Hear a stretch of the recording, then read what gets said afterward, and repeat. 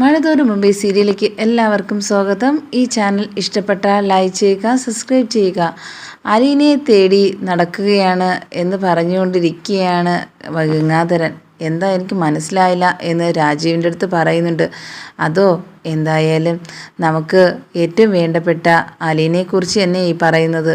തേടി നടക്കുകയാണ് എല്ലാവരും. സ്റ്റാൻലി ജോസഫ് അറിഞ്ഞു കഴിഞ്ഞാൽ പിന്നെ എന്തൊക്കെയാണ് നടക്കാൻ പോകുന്നതെന്ന് ഒന്നും അറിയില്ല. അതുപോലെ ആ ബാലചന്ദ്രൻ്റെ കാര്യം, എന്തിനെ കേടാ അവന് ഇതൊക്കെ ചെയ്യേണ്ട വല്ല കാര്യമുണ്ടോ? എന്തിനെ കാണേണ്ട ആവശ്യം? ഇപ്പം അവൻ കുടുംബമായിട്ട് കഴിയുന്നതല്ലേ, പിന്നെ എന്തിനാ ഇനി ശല്യം ചെയ്യാൻ പോകുന്നത് എന്ന് പറയുന്നുണ്ട്. അങ്ങനെ ഗംഗാധരൻ പറയുന്നുണ്ട്, ഞാൻ വീട്ടിലേക്ക് വരുന്നുണ്ട്, വന്ന് നേരിട്ട് സംസാരിക്കാനെന്ന് പറഞ്ഞ് അങ്ങനെ വീട്ടിലേക്ക് എത്തുകയും വൈജിയെ കണ്ട് സംസാരിക്കുകയും ചെയ്യുന്നുണ്ട്. വൈജിയുടെ അടുത്ത് പറയുക, നീ നിൻ്റെ വീട്ടിലേക്ക് ഇനി എന്നാ തിരിച്ചു പോകുന്നത്? എന്തിനാ മക്കളെയൊക്കെ നോക്കി നിൽക്കാതെ ഇവിടെ വന്ന് നിൽക്കുന്നത് എന്നൊക്കെ ചോദിക്കുന്നുണ്ട്. അത് എനിക്ക് എൻ്റെ വീട്ടിൽ വന്ന് നിന്നൂടെ? എന്തിനാ നിങ്ങളിപ്പോൾ എൻ്റെ അടുത്ത് ഈ ക്വസ്റ്റ്യനൊക്കെ ചോദിക്കുന്നത്? അതുമാത്രമല്ല, ഓരോ കാര്യത്തിനും എന്ത് പറഞ്ഞിരുന്നാലും നിങ്ങളാണെങ്കിൽ എന്നെ കുറ്റപ്പെടുത്താൻ തുടങ്ങിയിരിക്കുന്നു. ഇപ്പം എല്ലാത്തിനും അവൾ മതിയല്ലോ എല്ലാവർക്കും എന്ന് പറഞ്ഞിട്ട് അകത്തേക്ക് പോകുന്നുണ്ട്. മനു പറയുന്നുണ്ട്, എന്തായാലും ആൻറ്റി നല്ലതേ വരുള്ളൂ, എന്തായാലും വരട്ടെ, വന്ന് ഈ വീടൊക്കെ നല്ലതുപോലെ നോക്കുമല്ലോ. അവിടെ അമ്മമ്മ നിന്നപ്പോഴത്തേക്കും പൊന്നു പോലെയാണ് നോക്കിയിരുന്നത്, പിന്നെ ഇവിടെ വന്നല്ലോ, പിന്നെ ജോലിയില്ലയെന്ന് വിചാരിച്ചിരുന്നു. പക്ഷേ വീട്ടിലെ എല്ലാ ജോലികളും നല്ലതുപോലെ ചെയ്യുകയും ചെയ്തിരുന്നു. എന്തായാലും നമുക്കതല്ലേ ആവശ്യം എന്ന് പറയുന്നുണ്ട്. ഇത് കേട്ടതും വായിച്ച് പറയുക, നിൻ്റെ അടുത്ത് എനിക്ക് സംസാരിക്കാൻ താല്പര്യമില്ല. അവൾ വീട്ടുജോലി ചെയ്യുകയോ എന്തു ചെയ്യുകയോ ചെയ്യട്ടെ, എനിക്കത് അറിഞ്ഞിട്ട് ഒരു കാര്യമില്ല.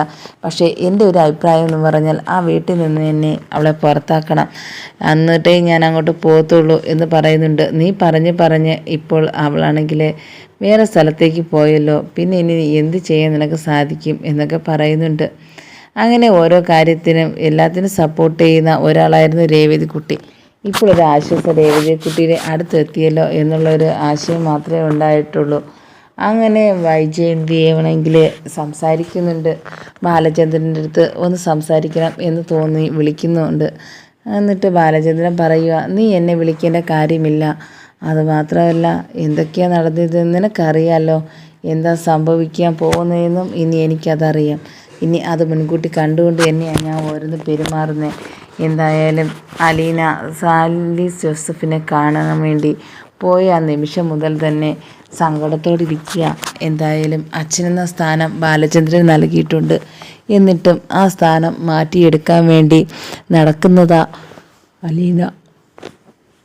എന്നാൽ ഓരോന്ന് പറഞ്ഞ് അതൊന്നും ചെയ്യാൻ പറ്റില്ല എന്ന് പറയുകയും ചെയ്യുന്നുണ്ട്. എന്തായാലും നമുക്കെന്താണെന്ന് നോക്കാം എന്നൊക്കെ പറയുന്നുണ്ട്. ഇത് കേട്ടിട്ട് രാജീവ് പറയുക, രാജീവിൻ്റെ ഓരോ കാര്യത്തിലും എല്ലാത്തിനും സപ്പോർട്ടായിരുന്ന നല്ലൊരു കൂട്ടുകാരൻ്റെ സ്ഥാനത്തായിരുന്നു ബാലചന്ദ്രൻ. എന്നാൽ ഇപ്പോൾ എല്ലാം മാറിയിരിക്കുന്നുണ്ട്. അവൻ്റെ സ്വഭാവത്തിൽ തന്നെ വല്ലാത്തൊരു മാറ്റം വന്നിരിക്കുന്നുണ്ട്. അതിനെല്ലാത്തിനും മുഖ്യ കാരണം ഈ വൈജയന്തി തന്നെയാണ് എന്ന് വീട്ടിൽ വന്ന് പറയുകയും ചെയ്യുന്നുണ്ട്. പക്ഷേ ആ വീട്ടിലാണ് പോയെന്ന കാര്യം വൈജയന്തിയുടെ അടുത്ത് പറയുന്നില്ല. അമ്മയുടെ അടുത്ത് സംസാരിക്കുന്നുണ്ട്.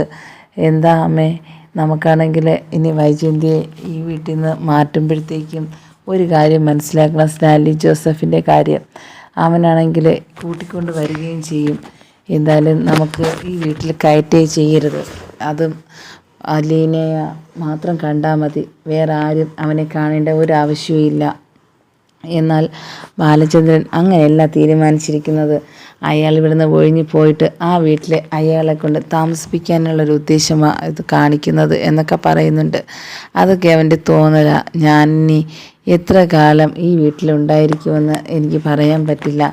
അതുകൊണ്ട് ഞാനാണെങ്കിൽ ഇപ്പോൾ ഒന്നും പറയേണ്ട ഒരു അവസ്ഥയിലല്ല ഇരിക്കുന്നത്.